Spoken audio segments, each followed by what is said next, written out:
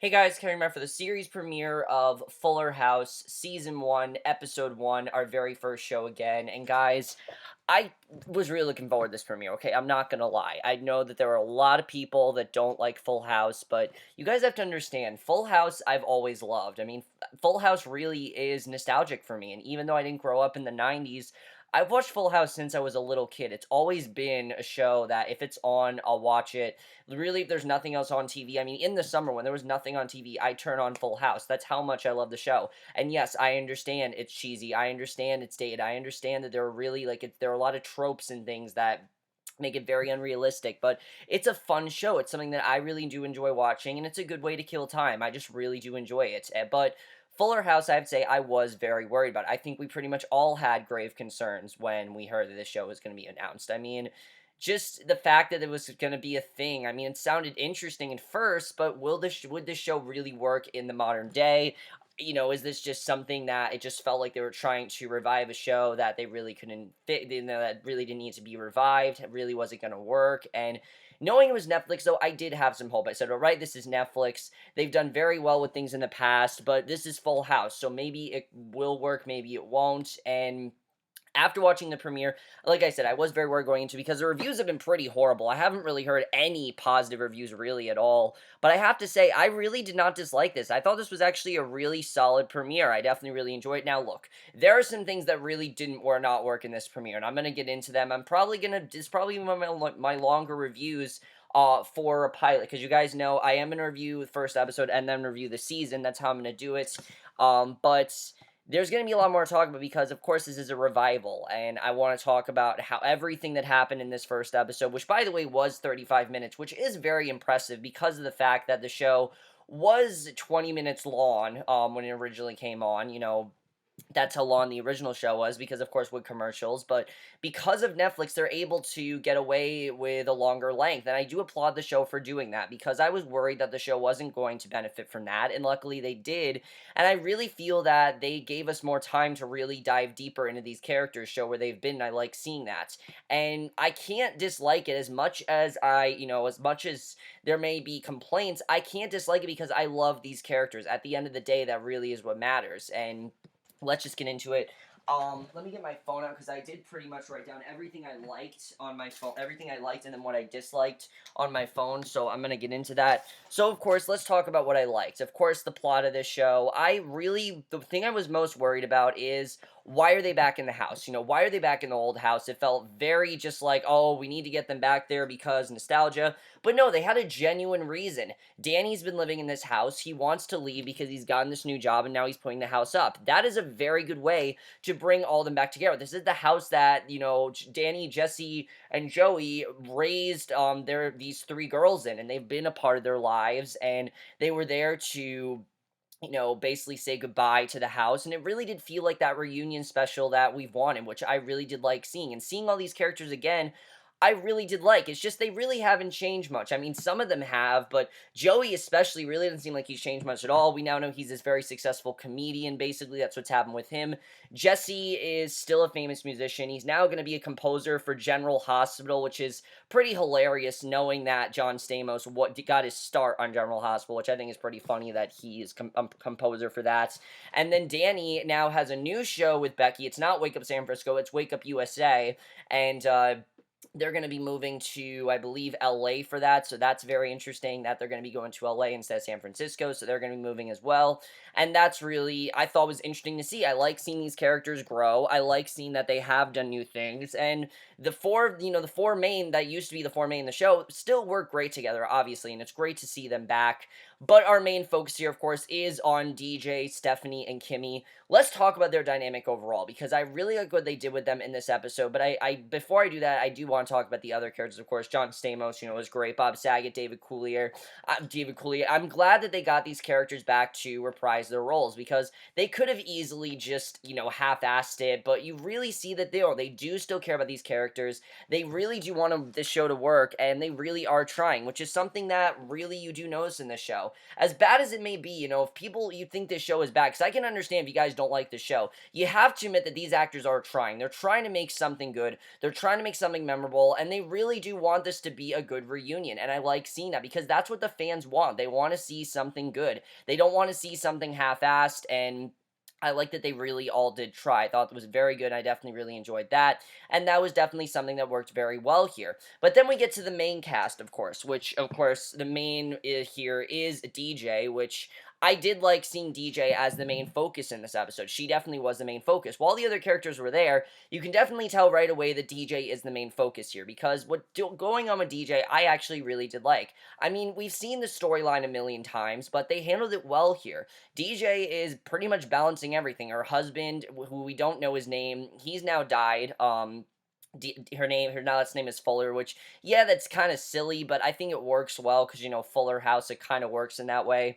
But she basically is to take care of everything. She has to take care of all the errands for her children. She has to constantly watch her infant son. She has she has two other boys who she has to care for. I mean, she really doesn't have a lot of time to herself, and you really do see that. And while she tries to make herself look like, she's happy and that everything's fine, you really do see that there's a lot going on with her emotionally. She's really not facing that emotional damage that's getting to her, and I really think the show did that well.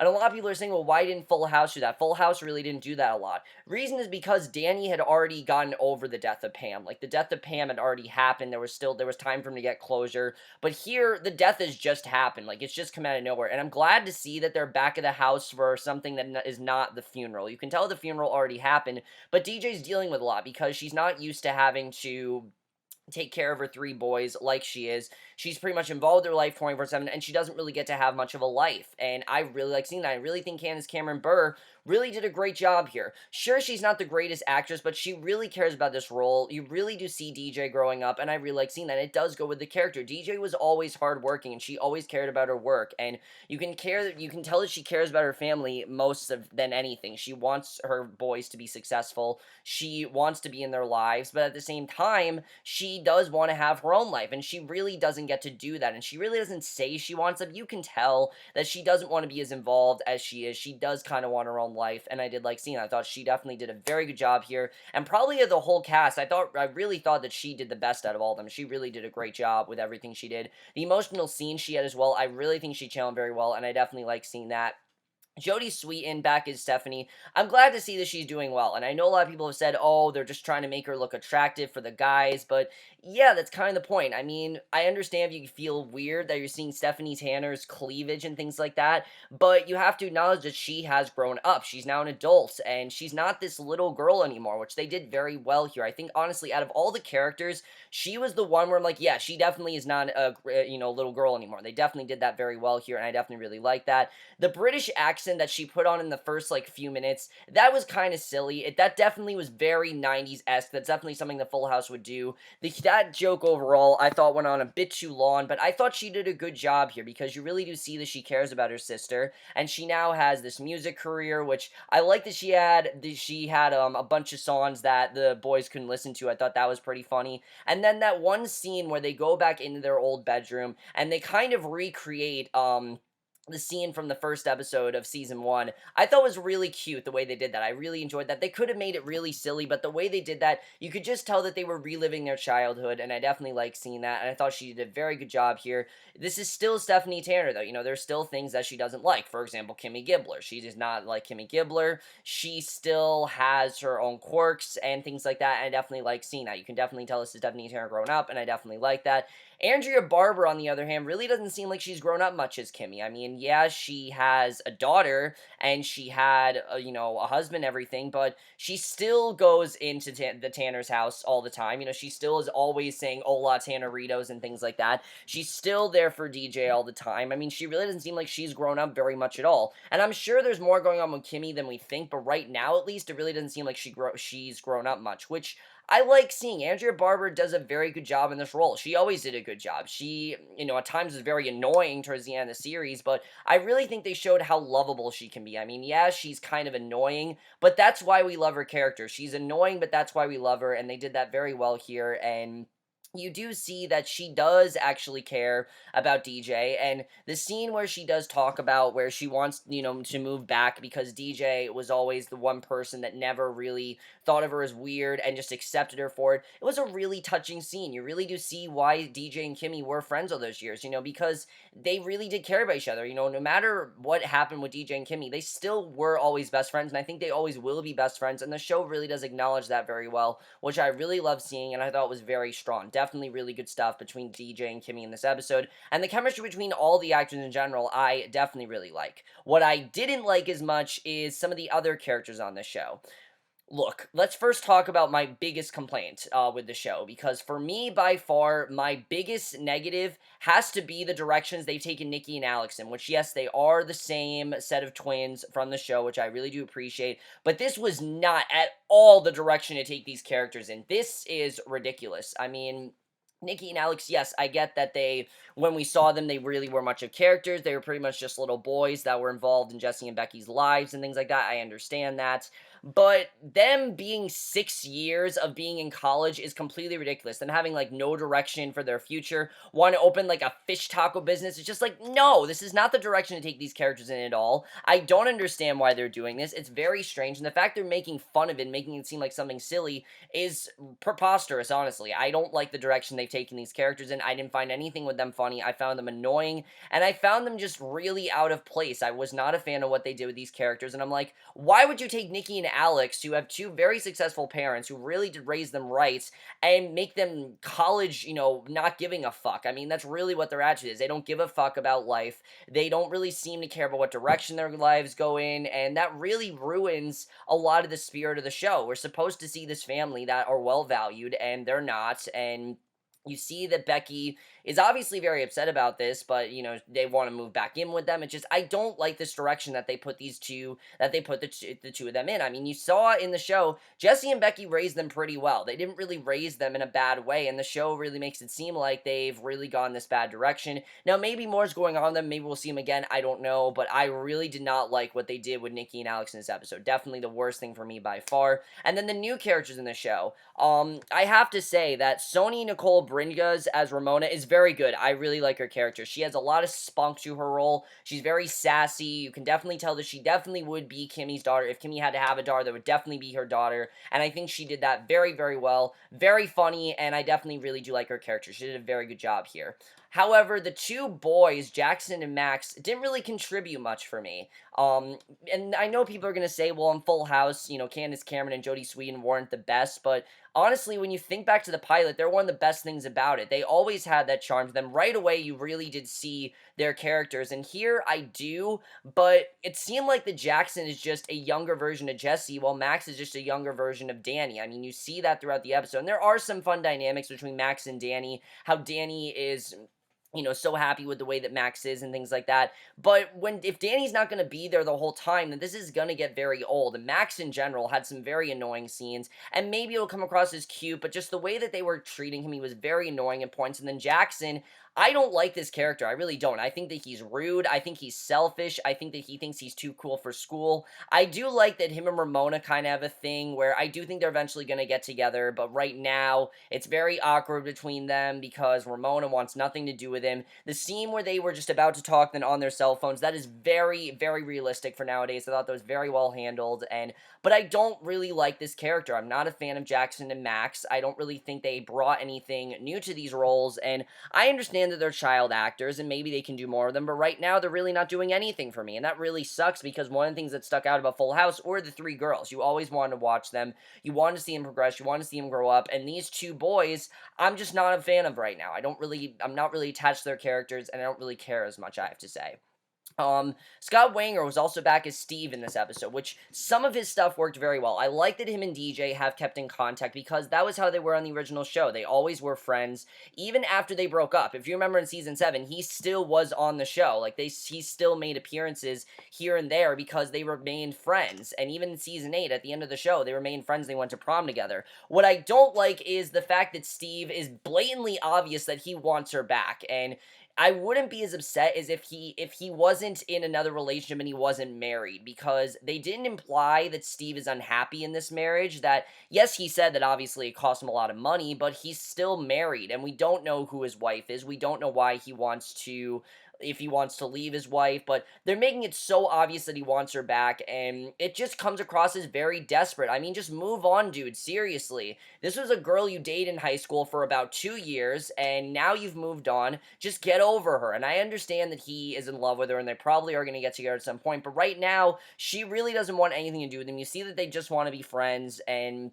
he clearly doesn't. I do like seeing, of course, him always being hungry. That's always something that's good. It's good to see Scott Wanger back, but I just don't really like what they're doing with the character right now. So Steve, they really need to find a way to make the character not so blatantly obviously wants to be with DJ, because I do think eventually, like I said, they are going to get together and DJ is going to have to move on at some point. It's just not this early. I feel like this is not really the time to do this now. Maybe season 2, get them together, but now is really not the time to already have him want her back. Definitely. Have them as friends, that's fine, but don't have this whole thing with him wanting her back, doing every can to get that. I think that's really dumb, and it's very sitcom, definitely. Eva LaRue as well as Danny's wife, Terry. Why wasn't she there the whole time? I mean, why'd she just randomly show up at that party? That really didn't make any sense to me. If she's his wife, then why'd she just randomly show up at that party? I mean, that really didn't make any sense to me. How'd she get there? Things like that. That was just weird. It felt like they just gave Danny a wife for whatever reason. It seemed like his character really wasn't well utilized at all, and that was also very strange. And then Fernando, Kimmy's ex-husband,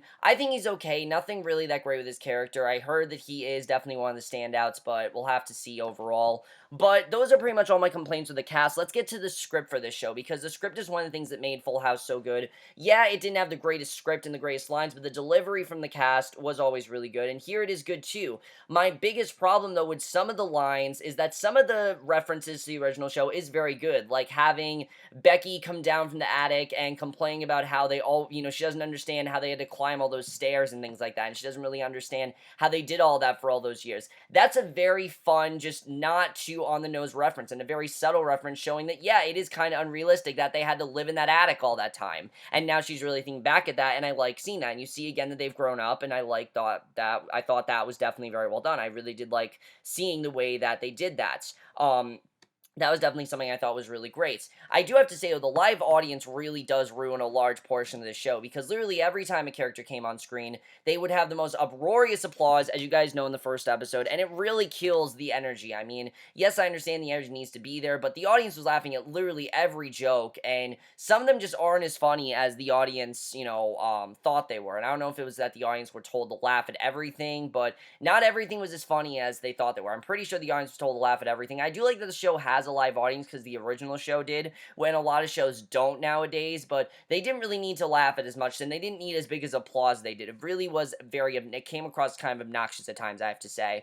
But some of the references, like I said, some of them were very good, but then some of the ones just didn't really work at all. Like Jesse singing Forever, for example. I didn't have a problem with them singing Forever. It's just out of every song, I understand, it's just, guys, it's kind of tiring. We didn't need all this stuff in the first episode. You could have done it throughout the show, and then having them say random quotes like Stephanie saying how rude, or Joey bring out Mr. Woodchuck. You knew those things would be in here, but some of it just feels like we just said that for nostalgia reasons. Like, it didn't really go with the scene. It didn't really seem like they need that line in there, and you have Jesse saying things like "How mercy," you would have the crowd go wild and they just clap and be like, "Oh yeah, I get what you're talking about," and that really didn't work for me. The absence of Michelle, it worked, but it was kind of silly the way they just looked at the audience and things like they were upset with Mary-Kate and Ashley, because I heard they weren't upset with what they did, that they were offered back, and they don't act anymore. That's the thing. Mary-Kate and Ashley Olsen retired from acting, and they don't want to do acting anymore. Maybe they'll come back from season 2 if the show's successful, but right now, they don't want to, and I understand that. They just have moved on to other things. They've had this fashion empire, and they don't really want to do it. I understand that. I mean, that would be ridiculous for them to do that, so I really have no problem with that. But their joke overall, I thought was kind of silly. I really didn't think it was needed. And then the most blatantly in-your-face references is the way that the most bizarre scene in this episode for me was the last scene. Why in the world were they singing the Flintstones song? I understand that was the thing that made Michelle stop crying in the first episode, but so much time has passed since then. There are kids that I don't even think know what the Flintstones are. I mean, the Flintstones are still around, but what kid would just, who remembers every single thing? I mean, Stephanie and DJ seem to remember every single thing from their past, and that's not really realistic at all. Like, them remembering the Flintstones theme song, that really didn't work really at all for me, and especially because they just like, oh yeah, we're trying to reference the first season. You don't need to put a side by side like that. You could just have them do that and be like, oh yeah, this is like that scene. You don't need to tell me in my face that that's what it is, because I know that's what they're trying to do. I know that they're trying to reference the original show and things like that. You don't need to do it side by side. That's something that really didn't work for me, and I didn't really think worked well here at all, was the side by side like that. That didn't really work. But I do like where the show is headed. I think it's interesting to see how the three girls are going to be able to manage this. The fact that Stephanie is moving in with DJ and Kimmy's moving in as well, and the fact they're not going to tell Ramona, that's very interesting. I like the way where that's headed. Everyone else leaving, I think, is kind of disappointing, because we do want to see these characters, and I'm sure we're going to see them again every now and again, but just knowing we're not going to see Jesse every week, we're not going to see Danny every week, every episode, we're not going to see Joey every episode, and we're not going to see Becky every episode, is a bit of a disservice, because we've come to love these characters, but I understand. They've done their time. Like Stephanie said, they did their share for them. Now it's their time to move on and take care of these kids, and I'm interested in seeing where that's going to go. I also really do love the intro for the show. I think they did the perfect thing with the intro. It pays tribute without being exactly like the original. Carly Rae Jepsen really did change it up to her own thing, made it modern. I like seeing that, and the show does know that it's in the modern times. Just some of the references in the show really are just 90s references, and they don't really make a lot of sense anymore, I have to say. I also give it to the show for being a bit more risque. There are some more risque references, like Becky and Jesse talking about how, they had wild sex in the attic last night, things like that. That's not really something we heard a lot of in the original show. You can definitely tell the times have changed, and I definitely like seeing that. And the show definitely is trying to appeal to both, older audiences that grew up with the show, who are probably going to watch with their kids, but they know that they're older, and that these are kids that, these are adults that watched the show when they were kids, and now they're older, and I like the show's trying to appeal to them, because that's who's going to be watching the show. People like, me, who grew up with the show since I was a kid, and now, at 17, I still do watch the show. That's some of the things that I look for. I look for those references, but we don't need them constantly. I don't need these constant references. I need different things, and I like the show's trying to do something different. I like the energy that the show has, and that's something the show, I think, is constantly going to have. It's always going to have that energy. The cast really does work really well together, and I know there are so many casts where they're like, oh, we really are family, and it's not really true, but no, they are. I mean, they've been to each other's weddings. They've been at parties. They really did stay in touch. When they said that we were family, they really meant it, and I like seeing that.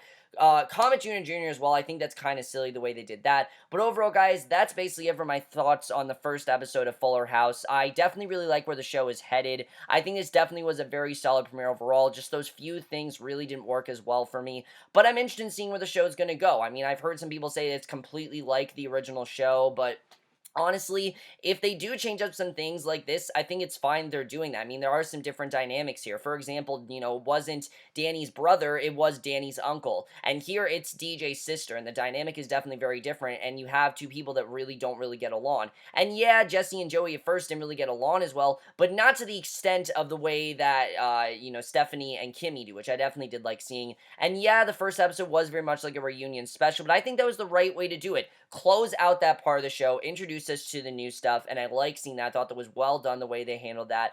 But overall, guys, let me know what you guys saw this first episode. Love to hear your thoughts on it. I can totally understand if you guys do not love the show. I'll say right now, if you don't watch Full House, you're not going to like the show. That's simple. Don't watch the show if you haven't seen Full House, because you're not going to like it. But that's basically my review. Hope you guys enjoy it. We'll see you guys in my next video. I'd love to hear your thoughts on this, and I will see you guys next video, which will be for the Vampire Diaries. The first part of the Vampire Diaries Originals crossover. I've already watched Vampire Diaries. I will give you my thoughts on it later, and I will see you guys for that. Okay, bye.